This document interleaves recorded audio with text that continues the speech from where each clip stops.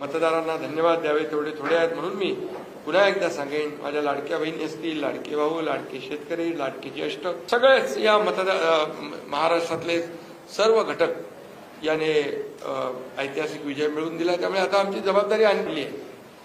आता आम्ही टीम म्हणून देवेंद्रजींना आता पूर्वी देखील 5 वर्षाचा अनुभव आहे, त्यांचा अनुभव आम्हाला 2.5 वर्षासाठी देखील कामी आला. आता पुन्हा मुख्यमंत्री म्हणून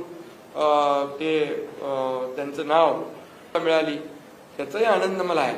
आणि म्हणून आमचं टीम वर्क जसं 2.5 वर्ष झालं आणि या ठिकाणी आम्ही सहकार शकलो की आतापर्यंतच्या इतिहासामध्ये तरी सुद्धा एवढ्या कल्याणकारी योजना कधी झाल्या नव्हत्या. आणि कल्याणकारी योजना फक्त आम्ही निर्णय घेतले नाही, तर त्याची अंमलबजावणी केली, त्याचा लोकांना बेनिफिट झाला, लोकांना त्याचा फायदा झाला.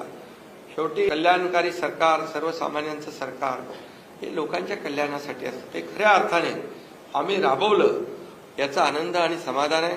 त्यामुळे मी पुन्हा एकदा देवेंद्रजींचं मनापासून अभिनंदन करतो की पुढचा आपला जो प्रवास आहे तो अतिशय यशस्वी आणि राज्याला पुढे नेणारा, या राज्याचा विकास करणारा आणि सर्वसामान्यांना देणारा ठरेल.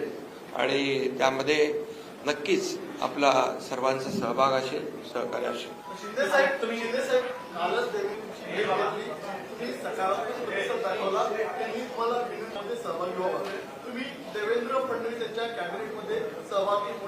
अरे बाबा, ते सांगितलं ना संध्याकाळी, आम्ही सांगतो तुम्हाला संध्याकाळी.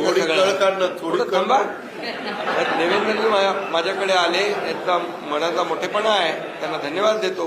आमच्या सर्व देखील जो काही आग्रह आहे सगळ्यांना मी धन्यवाद देतो, सगळ्यांचा आदर करतो. त्यामुळे तुम्हाला सांगू नको.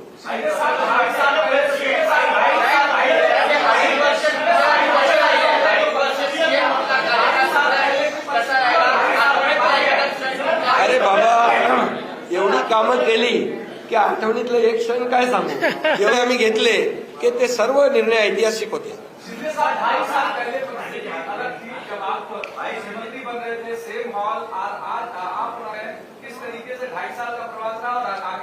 बहुत खुशी है मुझे कि 2.5 साल में हमारी सरकार ने, महायुति सरकार ने और हम तीनों ने और हमारी टीम ने जो काम किया है वो उल्लेखनीय है. उसके इतिहास सुनहरे अक्षरों में लिखा जाएगा. इतने बड़े निर्णय लिए, जिसकी हमें खुशी है.